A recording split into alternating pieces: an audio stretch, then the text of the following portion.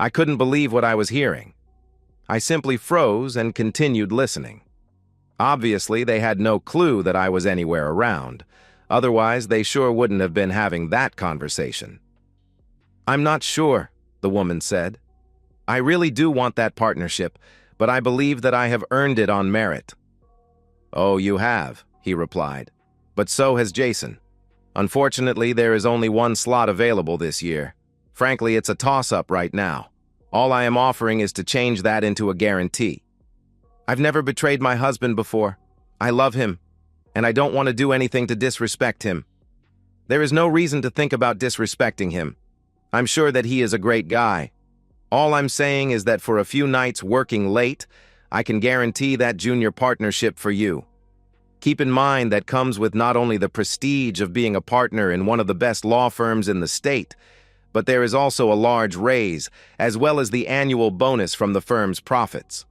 That is not an inconsiderable sum of money.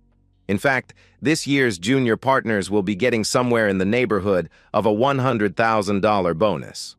Once you get your junior partnership, you can start having your babies without needing to worry about the time off, hindering your eventual rise to senior partnership. Okay, fine.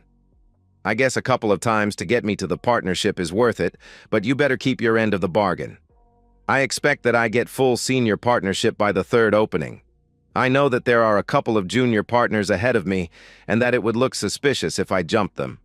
By the third time, it should be okay, my wife said, destroying our 5-year marriage. I pretty much tuned out to the rest of the conversation, except for the plans they made to drive together in his car to the local Holiday Inn Express the following Wednesday after work. She would leave her car at the office, so if I happened to drive by, I would see her car in the parking lot and see that she was still there. Okay, so how did I hear this? It's simple.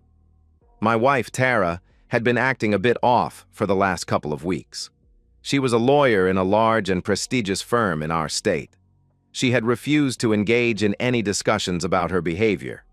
Being the trusting and honorable husband that I am, I had installed monitoring software on her cell phone, computer, home phone, and a GPS locator on both her phone and car. I also installed voice-activated mini recorders in her car and purse. The one in her purse looked and worked like a pen, but had the additional digital recorder hidden inside of it. I knew beforehand that they were coming to this particular bar. I took one of the last available booths, that happened to be right next to their booth, and paid the hostess to hold the next booth open for them. I was positioned so that they couldn't see me as they entered the booth. I placed a small, sensitive microphone in the lattice between the booths. Yes, I carried a microphone with me. In my line of work, it often came in handy. At least I knew that she hadn't betrayed me yet. I also knew that she was not happy about betraying me now as well. Maybe if I could prevent her from this, she would come to her senses. As long as she didn't actually go through with it, we could go to counseling and work it out. I really did love her, and I could forgive her lapse in judgment, but only if she didn't actually go through with it. If she actually betrayed me, we were through. Hearing the plans made, I began to form an idea. Okay, so a few introductions are necessary here. I am Jerry Knutson. I am 5 feet 11 inches tall, in good shape and relatively attractive. I keep in shape by running 5 miles every morning and working out in the gym every evening. I am a lawyer with my own private practice. I did the corporate lawyer thing, and I hated it. Working for a law firm, I had to take the cases I was assigned. Most of the clients were scoundrels that were guilty as heck. I was very successful at getting them off on reduced charges or even scot-free. I finally had to quit or go insane. With my new firm, I could pick and choose my clients. Sure, I was not making as much money, but my conscience was clear, and I slept better at night. Heather is my wife, at least for now. She is also a lawyer. Instead of criminal defense, she went into corporate law. That is mainly contracts, patents, and HR-related issues. She works for a large law firm that represents several different corporations. She had been working her tail off to become a junior partner. She had her eyes on becoming a senior partner in the future.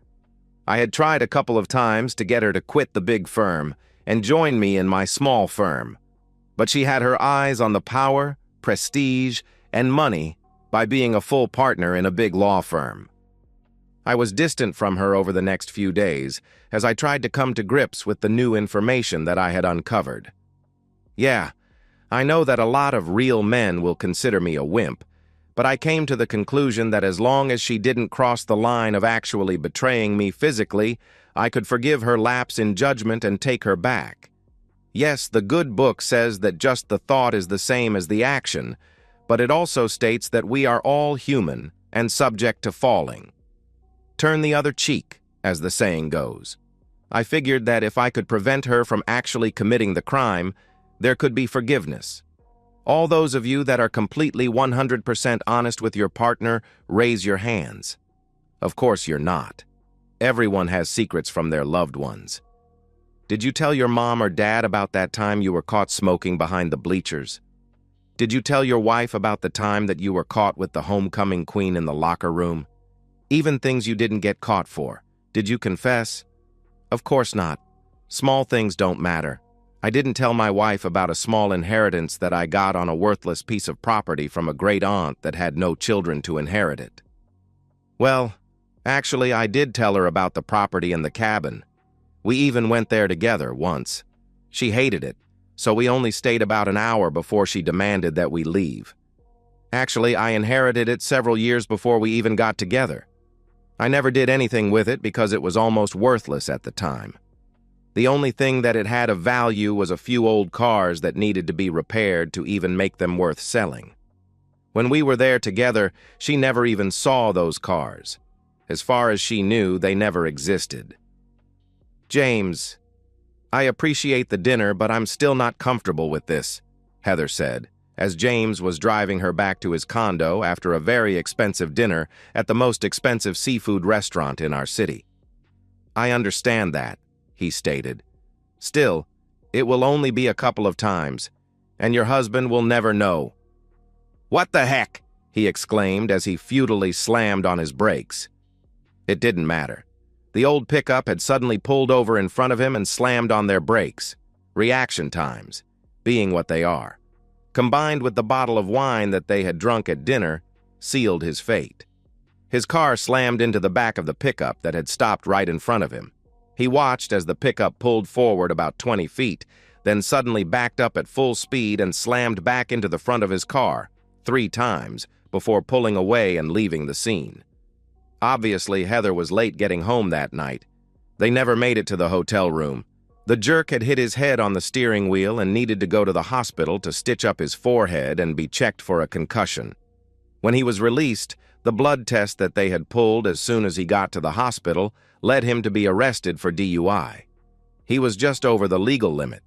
She managed to get an Uber from the scene back to the office to pick up her car and come home. Her explanation was that her boss had gotten into a traffic accident on their way back to the office for her to get her car and drive home. 3 weeks later, they were a block away from the motel when a nondescript Honda Accord took the corner too wide and crashed into the back wheel and quarter panel of the new Corvette that her boss had purchased from the insurance settlement. The car was again disabled as the vehicle that hit them continued on and disappeared. Another hit and run. Another hit on his insurance rates. The third time, they had just left the company parking lot.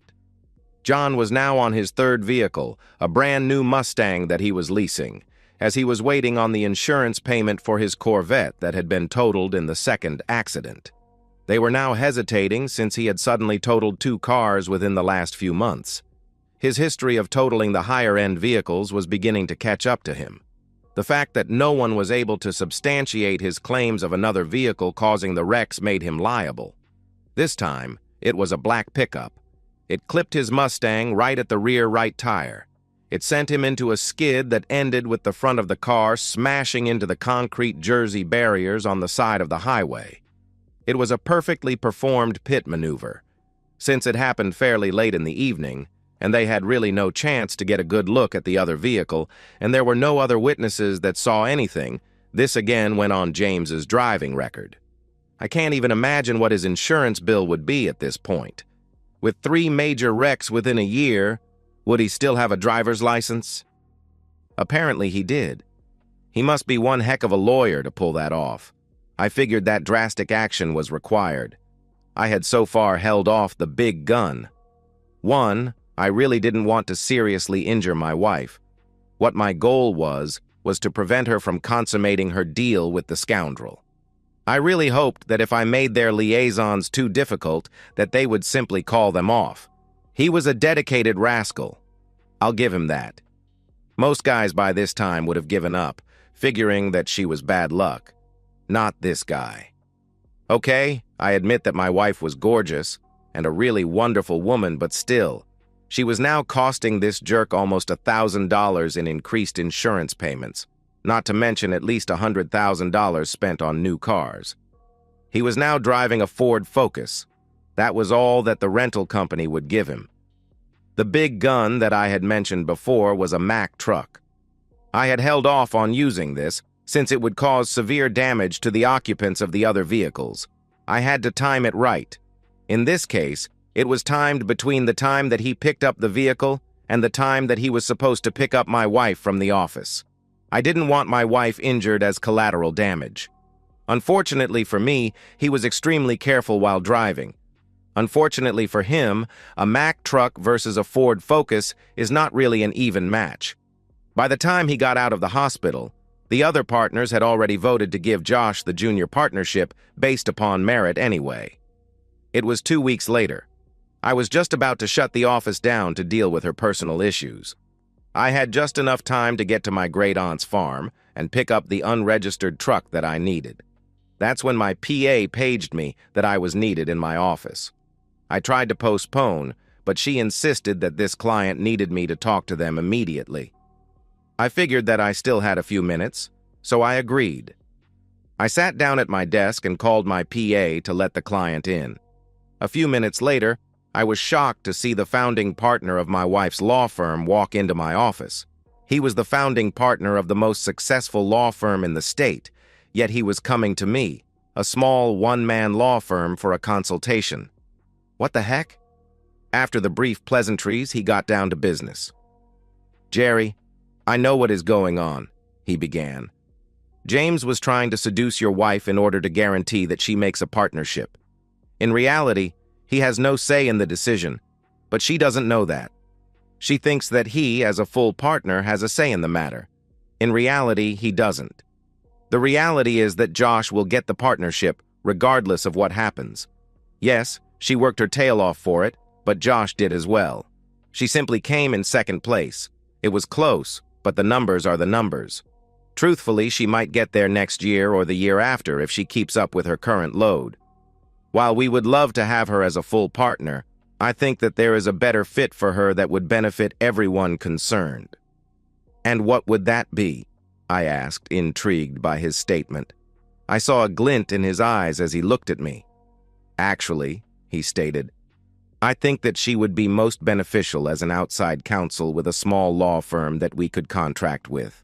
We are about to eliminate one of our senior partners for moral turpitude. Of course, there will need to be a buyout, but it will be much less than what they think it is worth. That will leave a large hole where we will need to contract with another firm to assist us. Obviously, your wife will need to leave our firm, but she could get on with a small firm that we just happen to contract with. There would, of course, be a significant severance package, say, a full year's salary. Of course, whatever small firm that we contract with would receive a $1 million retainer for their services. After all, she is already familiar with those cases as well as their principals. This agreement could be worth several tens of millions of dollars for the firm that we contract with." "And what would the principal of this law firm be required to do to get such a contract?" I asked. "Simply to go home and go to sleep in their own bed," he assured me. "I can assure you that your wife has not broken her vows. Tomorrow she will be encouraged to submit her resignation and join your law firm with a generous salary with the contract with our firm in hand. The scoundrel that tried to seduce her will be fired with cause, and he will be brought up to the ethics board. With the evidence that we have against him, he will be disbarred for life. Since he is actually a full partner, he will need to be bought out, but it will be at a price much, much lower than he will be expecting. "Fiji again," I cried out.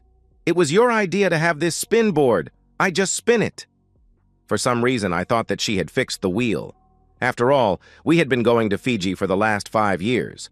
We had even bought an island vacation home there, since we had spent significant time on the island. Heck, we were practically natives by now. Our kids were welcomed by the natives. No, they weren't actually natives to the islands. They were all expats. We fell into an odd bunch that welcomed us. Us, being pretty good lawyers, as well as having the backing of a really big law firm, helped in our acceptance. Heather and I ended up moving full-time to the islands. She joined my small law firm, but with the added income of her former firm, we expanded considerably. We hired a few more interns and associates. Most of the work we were able to do from the islands, but we still needed to occasionally travel back to the States for a week or so. She finally got her full partnership, but it was with my firm. I really had no choice in that. Our 2 daughters and 1 son made that a necessity. Besides, her billable hours to her old firm got that on merit alone. Okay, so there was more than a bit of nepotism involved. She was, after all, my wife, and legally owned half of the firm. It was 10 years after that fateful meeting with the founding partner of the law firm that my wife worked for. Since that meeting, our agreement has netted us over $10 million of net income. My wife left the big law firm and joined me in my practice. Between us, we grew our firm substantially. We eventually ended up combining our practice with her old company and became senior partners. It had profited us and them substantially. We continually live on the island, and our children now run the law firm. We still see them regularly. We never need to worry about our daughters. Before they became too serious, we insisted that they bring the young man home to meet us. One look at our security consultant, and most of them fled as fast as they could. One young man took one look, dropped to one knee, and proposed. He stated that if he ever disappointed her, all she needed to do was to tell him, and he would gladly come back to the island and present himself in front of myself and him for whatever punishment that was required. So far, they have given me 4 grandchildren, and he has watched over every single one of them. The oldest is now 10 years old, and he intimidates me. I should mention that our security consultant is a former special operations operator and has taught all our grandchildren most of what he knows. One of our granddaughters seemed to also have bonded with another of the island's residents. When we can't find her, we have learned to go to that woman or her husband to help us get her to appear. I have a feeling that when she grows up, she will become the in-house PI for the firm. One really odd thing happened about 5 years after all this started. The scoundrel had lost his license to practice law and was working as a janitor at a local office building. He no longer drove cars because he ended up having a nervous breakdown every time he tried to get into the driver's seat. Must be some sort of latent mental trauma from a harrowing experience in his past, most likely PTSD. He was riding his bike home from work one evening when he was hit by a hit-and-run driver. I, of course, had an unassailable alibi. When he was released from the hospital from his injuries, he was placed in a psychiatric hospital. Apparently, every time someone would try to get him to go outside, he became violently hysterical. Last week, I decided that I needed to finally sell my aunt's property. It turns out that it wasn't entirely worthless after all. Who knew that swamp gas was so in demand? I got an offer from a company that wanted to build a plant to take the swamp gas and turn it into natural gas. It was an offer that I couldn't refuse. Just before closing, I took my wife out to the property to get whatever items that I wanted before they closed and junked everything that was left. I had hired several wreckers to tow all the vehicles that I wanted to keep back to our house. Several of them were classics that would be worth a lot of money if they were fixed up a bit. I did notice my wife looking oddly at a couple of them. We were 3 hours into the drive back home before she finally spoke to me. "You knew all along, didn't you?"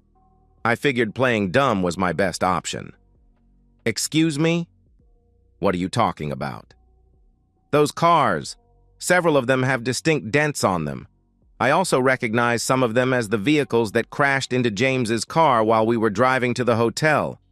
That pickup in particular was the first one. I remember that one vividly." I don't know what you are talking about, dear. Are you telling me that you were going to betray me?